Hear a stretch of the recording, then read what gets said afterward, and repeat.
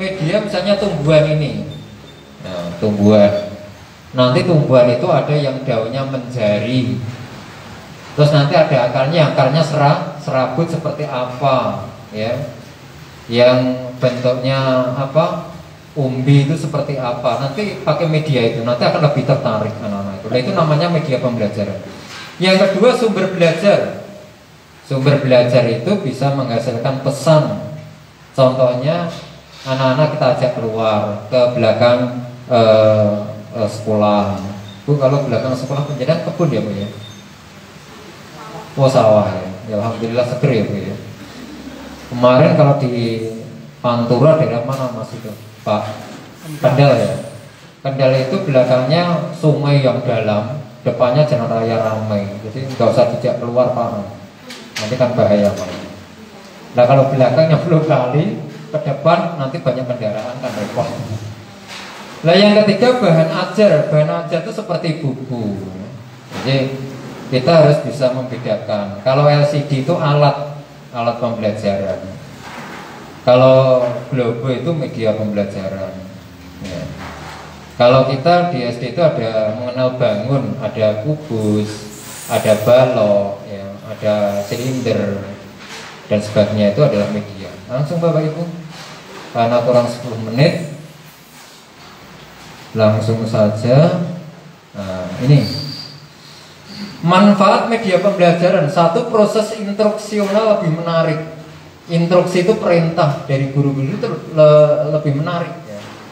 Ya, menarik ya. Karena menggunakan media. Contoh misalkan kita pecahan ya Bu ya, pecahan.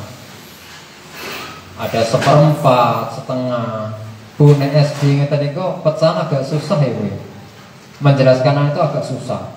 Wong saya tuh dulu pernah ngajar di SMP itu setengah itu susah kok. Anak memahami setengah itu susah. Makanya pada waktu itu salah satu siswa itu saya suruh untuk mencari buah jambu di halaman sekolah. Nah, lainnya setengah jambu itu dibelah separuh. Ini loh setengah ini. Nah, 1/4 itu setengahnya diporol meneh. Jadi itu yang kita maksud bahwa instruksi itu lebih menarik. Proses pembelajaran interaktif jelas. Jumlah waktu belajar mengajar dapat dikurangi karena anak sudah menyerap dengan cepat ya. Kualitas belajar dapat ditingkatkan jelas. Makanya nanti monggo penjenengan buat PTK. Kira-kira dengan media itu nanti lebih meningkat atau tidak. Bu, kalau penjenengan buat PTK itu kira-kira jawabannya dengan reka-reka hipotesis terbukti ya Bu ya. Iya. Wah, pakai media kira-kira nanti ada peningkatan kualitas belajar atau enggak ya, nanti dibuat PTK-nya itu meningkat. Ya nanti harus berbasis data Bapak Ibu. Kemudian proses belajar dapat terjadi kapan dan di mana saja jelas. Peran guru berubah dari positif ke arah positif dan produktif jelas nggak masalah. Langsung ini tadi Bapak Ibu. Kalau menurut Dell, ini sebuah tokoh pendidikan, dia mengadakan riset ya. Ternyata kemampuan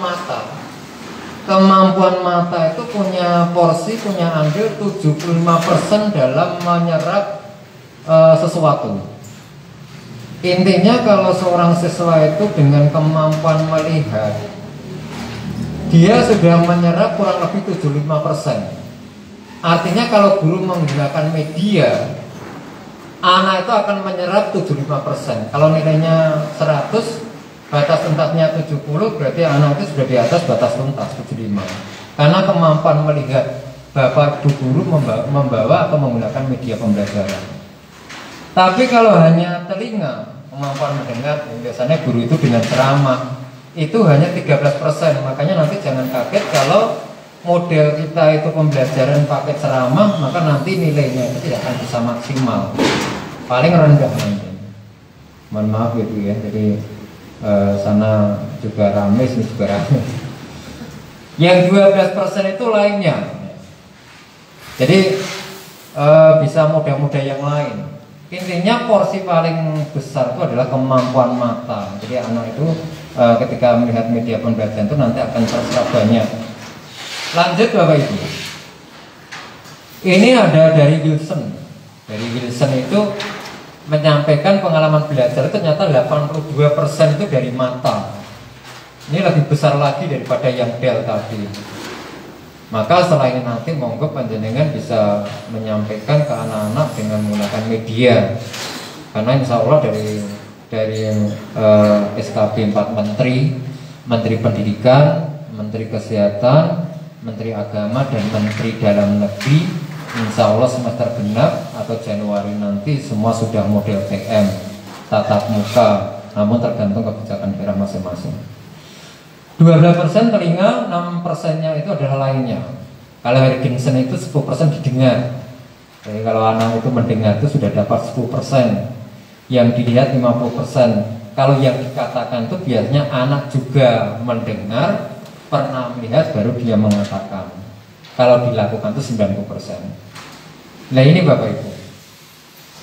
Namun kita tidak membuka kemungkinan ternyata anak-anak kita itu punya karakter yang tiga ini. Bisa visual, auditory, dan kinestetik. Bu, kalau kita punya siswa itu ternyata anak itu ketika melihat saja sudah nilainya bagus. Anak itu dengan mendengar saja sudah bagus. Jadi anak itu sambil apa Bu?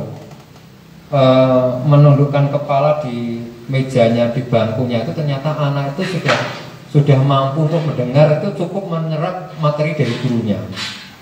Enten sing pelayan itu karena terlalu banyak gerak usil ya. Ternyata ketika diadakan evaluasi ternyata anak ini juga bisa menyerap dengan nilainya lebih bagus. Tapi ini untuk kasus-kasus tertentu Bapak Ibu.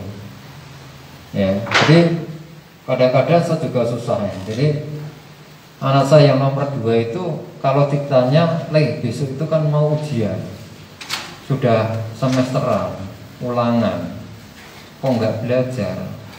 Jawabannya ya tenang Pak, tenang Pak. Kasih apa ini ngomong tenang terus. Makanya saya cek dengan guru kelasnya, ternyata juga nggak jelek nilainya, masuk peringkat agak atas. Tapi beda dengan yang pertama yang sekarang udah kuliah itu mulai bangun pagi sampai tidur lagi, entahnya mau moco buku sinau terus. Jadi yang anak pertama cewek itu bagaimana caranya berhenti belajar, yang nomor 2 itu bagaimana belajar. Cah loro kok gitu. Kalau yang ketiga itu beda lagi. Jadi ternyata anak-anak kita ada yang kemampuan di kinestetik, ada auditory dan visual. Lanjut Bapak Ibu. Ini juga ada pendapat lagi. Ada 10%, 20%, ada 30, 50, 70, dan 90. Oke, lanjut Bapak Ibu. Ternyata prinsip media pembelajaran itu mudah. Tadi kita sampaikan mudah sebenarnya. Murah ya. Kemudian menarik. Kemudian mempan, mustajab. Ada manfaat, yang terakhir ada menstimulasi. Monggo nanti bisa dibuat. Tapi sayangnya Bapak Ibu guru kadang-kadang sibuk ya. Maka kalau dilihat klasifikasinya media itu ada yang dirancang itu digawe. Kalau dimanfaatkan itu sudah tersedia oleh alam. Dirancang itu contohnya apa? Alat peraga, kartu, gambar. Kalau dimanfaatkan contoh lingkungan sekitar, aktivitas pekerjaan benda-benda sekitar. Kalau ingin mengetahui hukum permintaan, penawaran cukup karena diajak ke pasar. Nanti akan ada grafik karena hukum permintaan itu semakin banyak yang minta, permintaan tinggi itu harganya akan semakin apa Bu? Mahal. Kalau permintaan rendah harganya nanti akan semakin murah, rendah.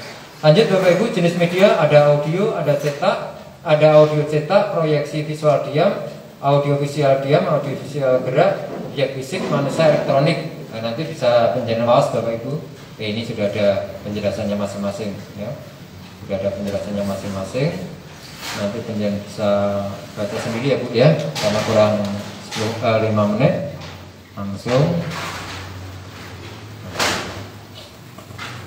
Langsung ke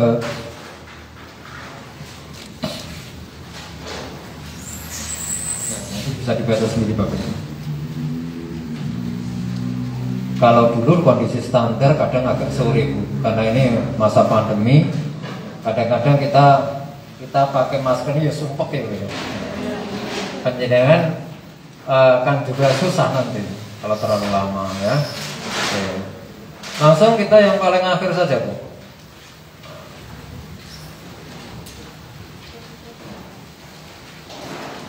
Ini masa-masa Bu, masa-masa ada tahapan remaja ya, prasekolah. Ini psikologis ya. Ini yang terakhir. Jadilah guru wajib Bapak Ibu. Nanti penjenengan kira-kira masuk kategori apa? Nanti yang besok Bapak Ibu masing-masing ya.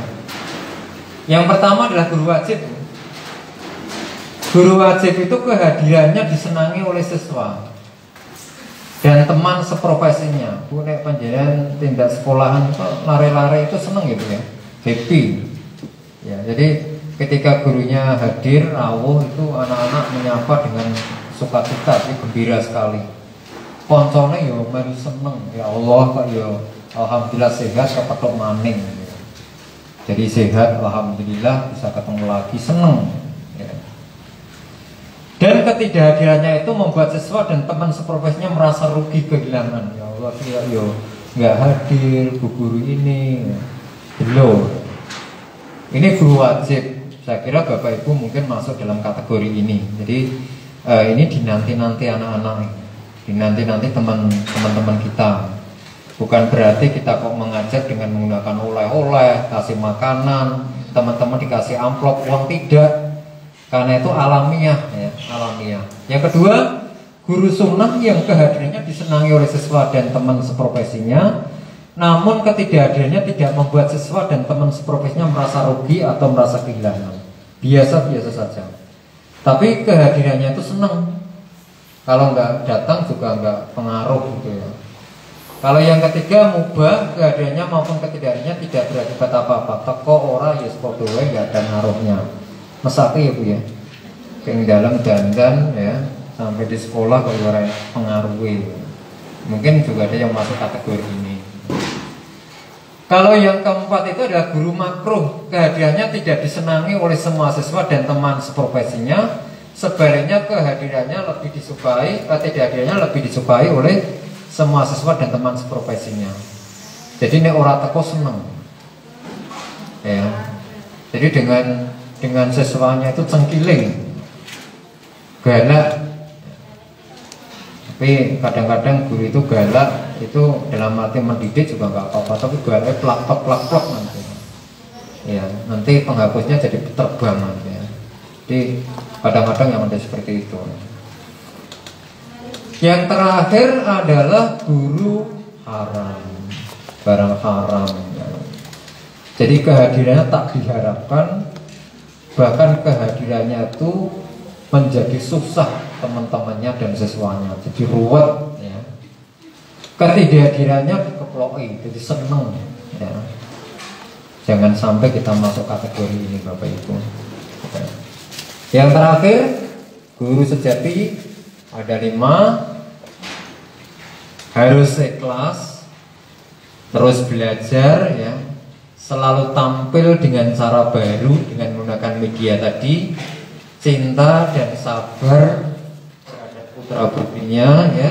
Yang terakhir kompak dengan koleganya, jadi rukun karo konco-koncone profesi yang ada di kantor sekolah bersangkutan itu. Insya Allah kalau kita menjadi guru ini janji menjadi guru yang sejati dan sempurna nanti.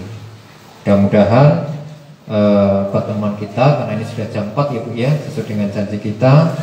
Bila ada kurangnya kami mohon maaf, dan nanti selebihnya Bapak Ibu bisa baca-baca, buka-buka di folder yang sudah di copy Pak Imam. Bu, kira-kira nanti sampai di rumah itu sempat nggak buka folder dan file-filenya? Kadang-kadang sudah nggak sempat ya Bu ya, pikirannya wis akeh. Tapi monggo, yang jelas dari Pak Imam sudah memfasilitasi itu. Kayaknya materi itu banyak dari narasumber 10 atau berapa gitu, dari profesor yang lain, dokter yang lain. Silakan nanti dibuka, dibaca-baca untuk mengkayakan referensi kita, sehingga nanti endingnya kita bisa mengajar dengan baik ya. Begitu ya Bu ya. Mohon maaf dan nanti mohon doanya karena saya harus perjalanan lagi ke Wonosobo dan Banjarnegara, lancar sampai tujuan di sana, dan nanti insya Allah hari Senin saya sudah standby di kantor bersama kawan-kawan. Saya yakin Ibu juga nanti kalau kundur nggak akan segen kundur, mudah-mudahan selamat dan hati-hati sampai di rumah ya Bu ya. Amin. Mungkin itu yang bisa kita sampaikan. Itu Pak Imam, karena Ibu Bapak tadi menyampaikan jangan lama-lama ya. Terima kasih. Sekian, Assalamualaikum warahmatullahi wabarakatuh. Kalau kita bebas Bapak Ibu semua.